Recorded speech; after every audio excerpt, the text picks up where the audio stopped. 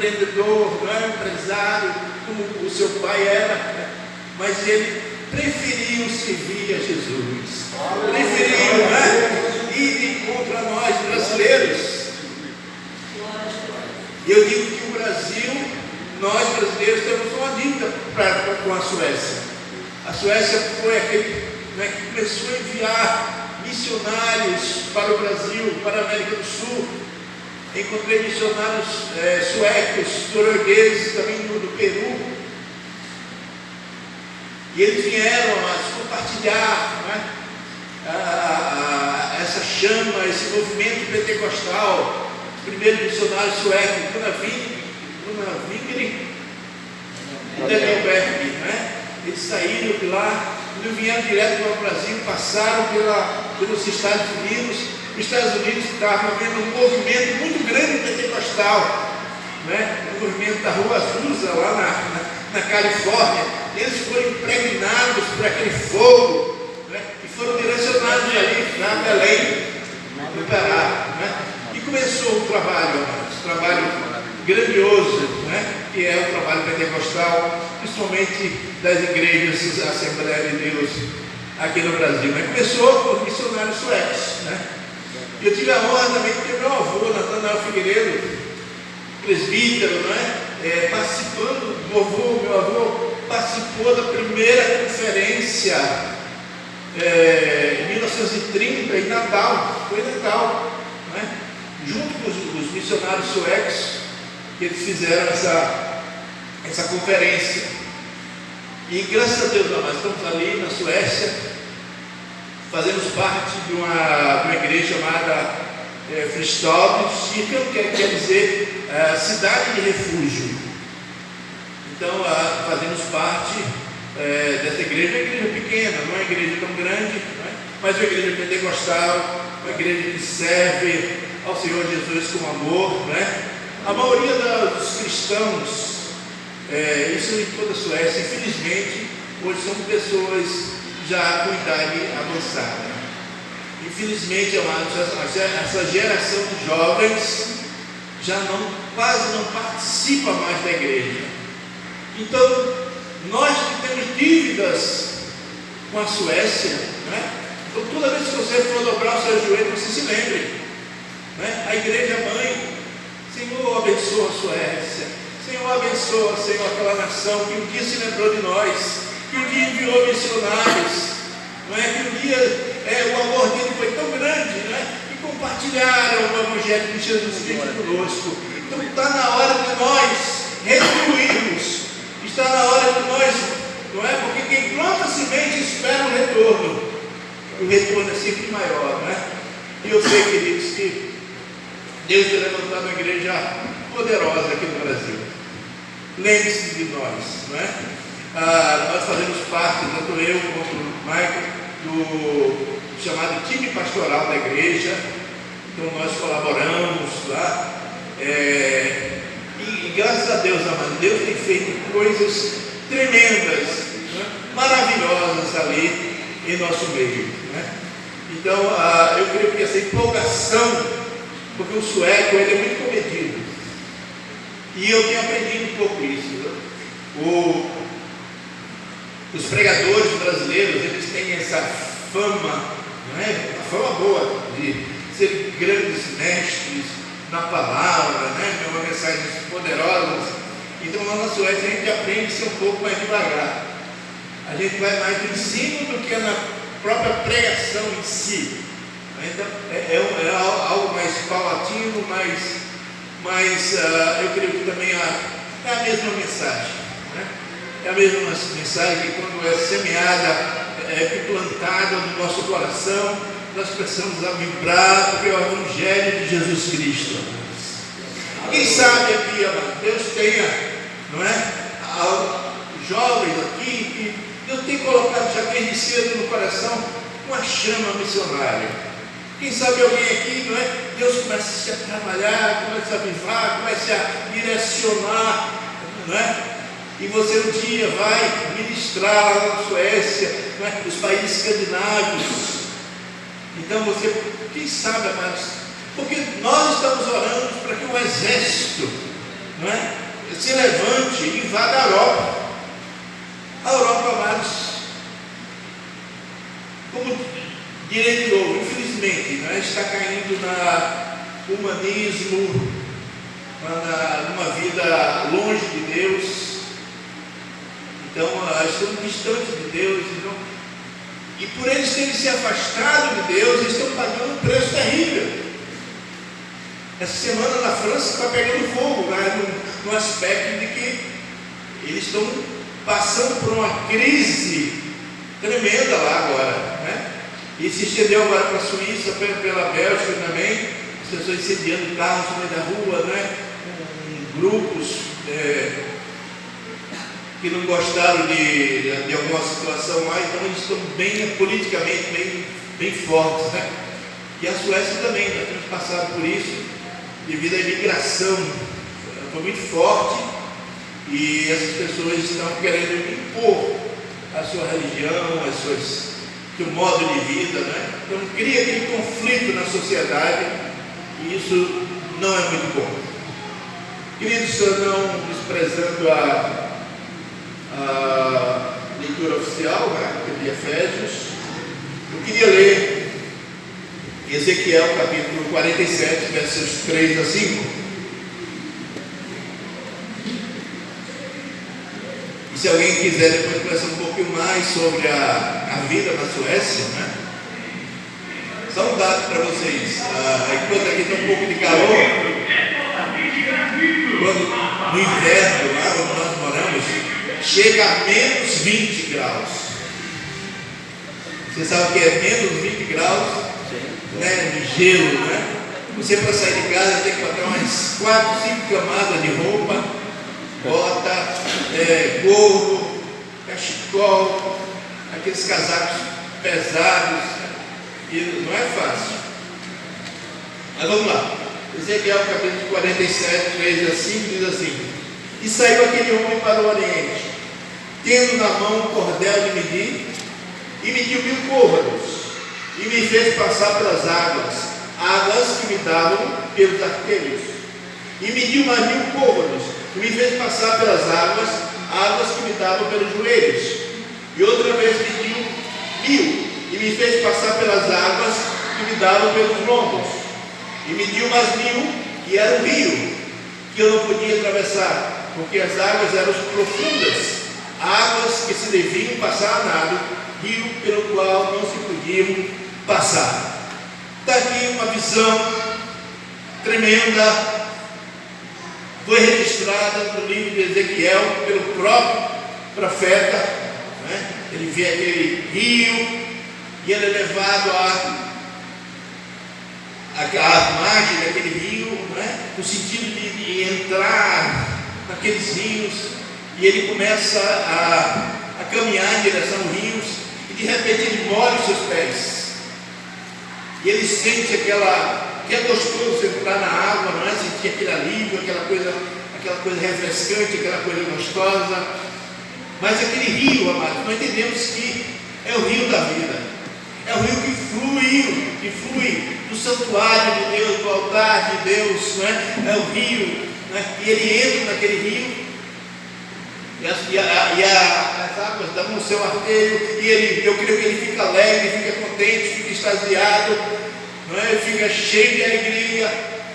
Eu estou aqui nesse lugar. Tem um corinho que diz assim: eu quero mais de Deus, Senhor, eu quero mais de Deus. Por mais que esteja cheio, Senhor, eu quero mais. Eu quero água viva brotando no meu ser. Eu quero o pão da vida que me dá poder. Então ele quis mais de Deus, ele quis se aprofundar mais em Deus, ele quis conhecer mais a Deus, ele não quis ficar apenas no raso, ele quis, porque quanto mais avançamos dentro do rio, quanto mais avançamos em direção àquela profundidade, parece que nós perdemos a segurança. Nós dependemos mais de Deus, porque queremos muito não ser dependentes de ninguém, mas de repente, quanto mais avançamos, nós perdemos nossa própria vontade. E Ezequiel, ele começa a avançar. E já não eram mais águas nos seus artérios, mas água no seu joelho. Ele recebeu um pouco mais, ele usufruiu um pouco mais, ele disse: olha, Deus não é coisa rasa, a dimensão do Espírito não é algo que eu possa avançar mais, eu posso conhecer mais, eu posso adentrar mais, eu posso, como um minerador, apenas pegar o mineral que está na superfície, mas eu posso cavar, eu posso avançar. E eu muitas vezes nas profundezas dos rios, nas profundezas da terra, onde nós encontramos as verdadeiras riquezas, queridos, as pepitas de ouro, os veios de diamante. E muitas vezes, amados, nós nos contentamos com a superfície, nós nos contentamos com um pouco e achamos tão bom. Mas Deus quer que eu e você avancemos. Deus quer que eu e você, amados, percamos um pouco da nossa segurança pessoal e entreguemos tudo a Ele. Dependemos dEle. As pessoas hoje querem ser independentes. Todo mundo diz isso: eu quero ser independente. Meu plano é ser independente.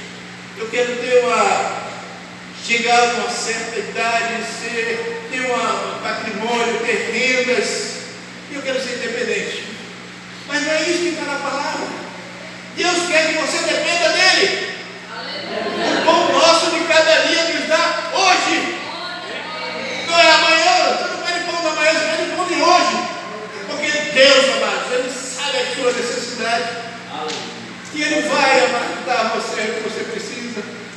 Ele vai contemplar, amados, o seu desejo, e Deus vai abrir o seu coração, os seus tesouros inigualáveis.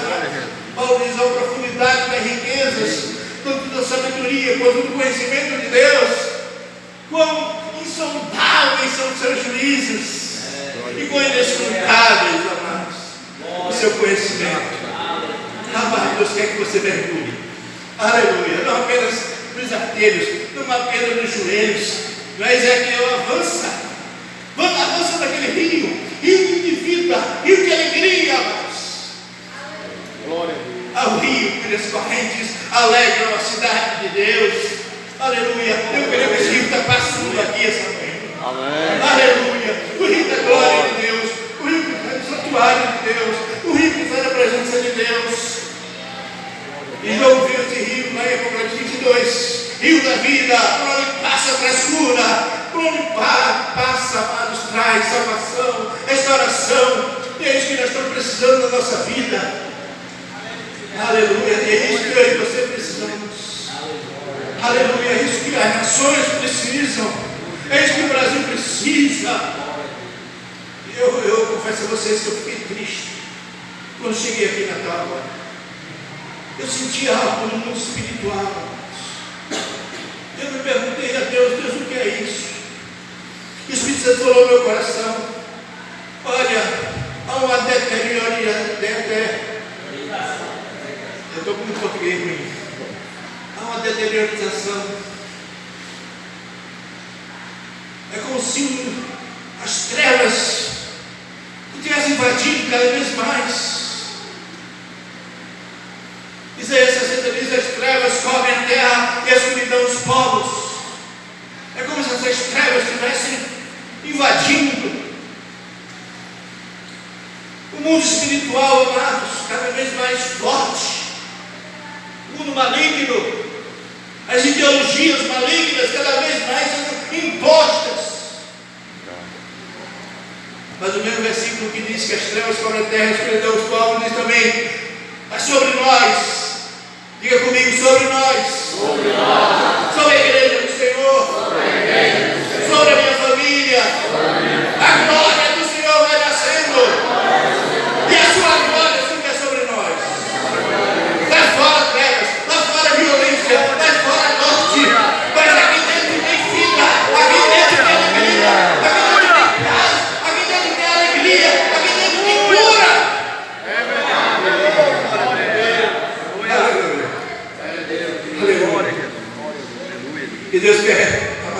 nós avancemos. Não fiquemos só ali na beirinha. Não fiquemos só ali, amado. Deus quer que você avance. Deus quer que você avance. Aleluia. Nós estamos longos. Oh, daqui a pouco eu não tenho mais pé. Daqui a pouco eu não consigo mais ter segurança. Aleluia. Aleluia. Mas Deus quer que você avance. Deus quer mais que você submeja. Aleluia. Até não aparecer mais você. Aleluia. Até não existir mais você. Já não sou eu quem vive, mas Cristo vive em mim. E a vida que agora vivo, não vivo mais por mim mesmo. Aleluia. É a glória de Deus em mim, a presença dele em mim. Aleluia. A realidade dele em mim. Aleluia. Graças a Deus. Aleluia. Deus quer que eu e você sejamos embaixadores do reino de Deus. A mensagem que Deus veio trazer foi a mensagem do reino de Deus. Essa é a principal mensagem do Evangelho. A mensagem do reino de Deus. O reino de Deus, amados. Ele não está ali, não está lá, mas o reino de Deus está dentro de vós. Aleluia. Tem gozo, paz, alegria do Espírito Santo. Aleluia. O reino de Deus. Existe um termo muito usado antigamente que era chamado colonização. O que é a colonização? É você implantar em um outro território a sua cultura, os seus valores, a sua língua. Na época de Jesus, isso era muito forte, porque o Império Romano tinha invadido toda aquela região da Palestina, e eles implantaram as suas leis, tudo era. E a Bíblia fala, e quando chegou a plenitude dos tempos, era como essa plenitude, tudo tinha que estar preparado para o nascimento de Cristo. E as pessoas precisavam entender o que significava isso. E o Império Romano foi um protótipo do reino de Deus, porque ele desenhou aquela figura de uma colônia. O que era ser colônia? Porque onde os romanos chegavam, eles estabeleciam as suas leis, a sua língua, o latim.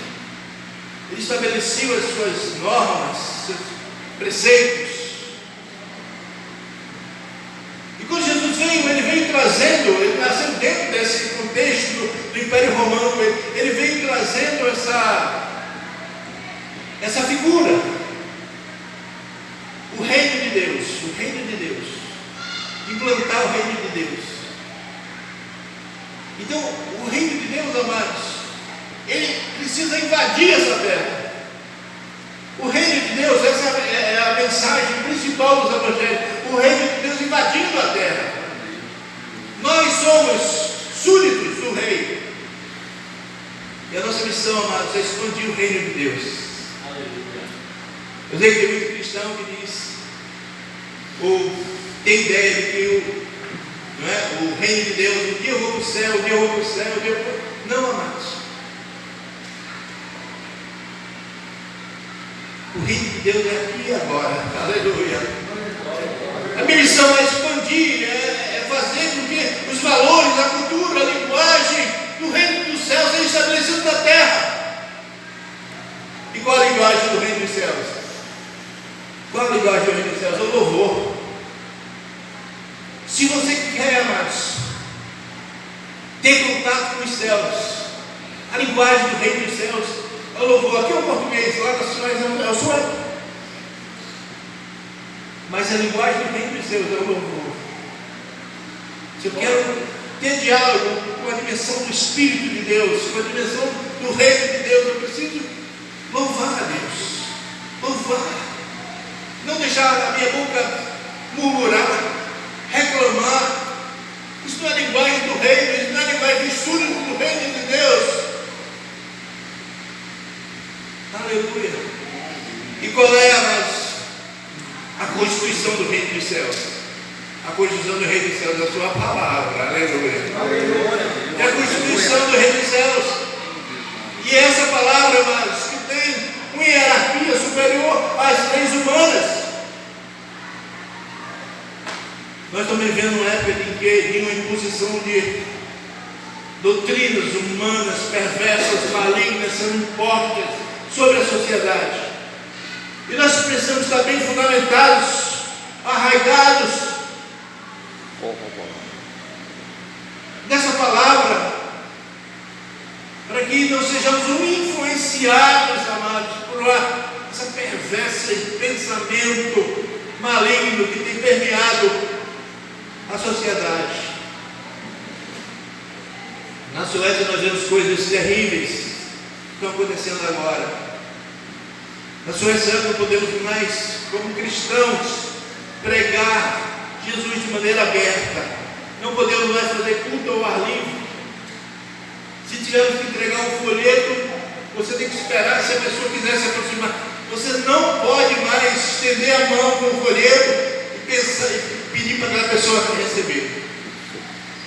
Se ela se aproximar e voluntariamente pegar o folheto, não tem problema. Cada vez mais, irmãos, cada vez mais. E nós entendemos pela palavra, amados, que é chegado aquele tempo difícil, ou o princípio das dores, seja aqui, seja na Europa. E nós precisamos estar fortalecidos no Senhor, mergulhados nele, para podermos avançar, para podermos, amados, porque vai chegar o dia, aqui no Brasil, porque a última barreira contra o diabo, sabe disso, contra essa tirania satânica é a igreja. A igreja, amados, é a última barreira. E o inimigo vai fazer de tudo para avançar dentro da igreja, vai enfraquecer a igreja. Nós vemos igrejas grandes na Suécia agora caindo, feito dominó, aqueles pedrinhos de dominó caindo.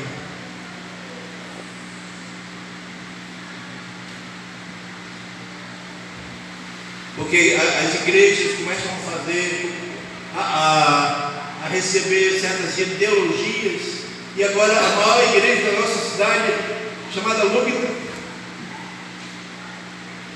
ela está fazendo lá um tipo de plebiscito dentro da igreja, porque um certo grupo, eles querem ter, não apenas frequentar a igreja, mas querem participar do ministério da igreja, do grupo do coral da igreja. E eles estão em pecado. É um grupo muito forte, que ele impõe as suas ideologias, e eu digo satânica. E muitas vezes as pessoas dizem, não, a igreja tem que ser inclusiva. É um termo que eles estão usando agora. Igreja inclusiva, aceita. Mas o que destrói a igreja não é perseguição, o que destrói a igreja é o pecado dentro da igreja, sendo instituído dentro da igreja, amados. E precisamos ser fortes para combater, fortes para dizer não. Não, aqui dentro não. Nós recebemos qualquer pessoa, mas tem que ter transformação de vida. Não é do jeito que está, não. A pessoa tem que ter transformação de vida, restauração. Aí sim, aleluia. Aí sim, são bem-vindos. Vinde a mim todos estáis, vós que estáis cansados e sobrecarregados, e eu vos aliviarei. Mas tem que haver transformação, regeneração, limpeza, novas práticas de vida. 1 João 5,19, sabemos que somos de Deus e que o mundo inteiro jaz no maligno. Então, como novas criaturas, não devemos nos voltar às tendências do nosso tempo. Nossa mente deve ser transformada pela palavra de Deus, renovada, regenerada. Essa palavra, ela tem o poder de lavar, de regenerar, de sarar, de colocar nosso pensamento no trilho correto. Glória a Deus, glória a Deus. E quando nós fazemos a vontade de Deus, amados, o mundo não consegue mais nos influenciar. Isso se chama maturidade espiritual. Nós somos o sal da terra e devemos temperar o mundo. E para isso precisamos renovar a nossa mente. Aleluia. Então Jesus veio a este mundo com um propósito: estender o reino de Deus. No mundo natural e humano, nós temos várias formas de governo. Muitas nações, cada uma delas tem a sua própria constituição. Mas no mundo espiritual só existem dois governos, dois reinos: o reino de Deus e o império das trevas. Eles são regidos por leis, por princípios. E para fins didáticos, eu sempre costumo chamar os princípios de luz, os princípios do reino de Deus, e os princípios de trevas, que são os princípios que regem o império das trevas. E o que é um princípio? O princípio é como uma semente. A árvore que nasce é a nossa vida. O princípio que plantamos vai produzir dentro de nós e do nosso íntimo e coração nossas palavras, nossas ações, nossas atitudes, nossas opiniões, nossas crenças. Se o princípio for de luz, produzirá uma árvore boa, repleta de bons frutos. Se o princípio for de trevas, produzirá uma árvore má, cheia de maus frutos. O princípio não é um ser vivo. O princípio não pode ser morto. O princípio não pode ser destruído. O princípio não é um espírito, mas ele pode ser vencido por um princípio maior. Em Romanos 8:2 diz: porque a lei do Espírito de vida em Cristo Jesus me livrou da lei do pecado e da morte. Aleluia! Existe uma lei chamada lei da gravidade. Então, se eu soltar isso aqui, a lei da gravidade sempre vai existir. Mas se eu aplicar um outro princípio, que princípio é esse? Olha, eu anulo a lei da gravidade. Eu anulo a lei da gravidade. Então, existe a lei do pecado e da morte. E ela vem com força sobre nós. A única maneira de eu conseguir vencer esse princípio, essa lei, é aplicando na minha vida a lei do Espírito e vida em Cristo Jesus, que me dá forças de dizer não ao pecado. Eu quero falar apenas 3 princípios que eu acredito serem muito importantes para nós. Princípios que eu chamo básicos de trevas: a soberba, a independência e a rebelião. E princípios básicos de luz, que podemos contrapor aos princípios de trevas, que é a humildade, a dependência e a submissão. Porque as armas da nossa milícia não são carnais, mas sim poderosas em Deus para destruição de fortalezas. Ei, tem coisas que estruturas, fortalezas dentro da nossa mente,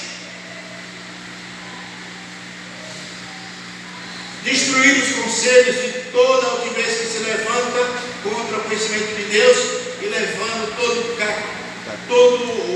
levando cativo todo o entendimento à obediência de Cristo. Mas o que é soberba? Soberba é orgulho. Ei, isso é muito sério. Se eu quero mergulhar nas profundezas de Deus, eu tenho que me livrar desses princípios. Eu não tenho que deixar eles agir na minha vida. A soberba é um princípio de trevas mentiroso. É quando você se olha no espelho e você se vê maior do que você é. É o espelho enganoso.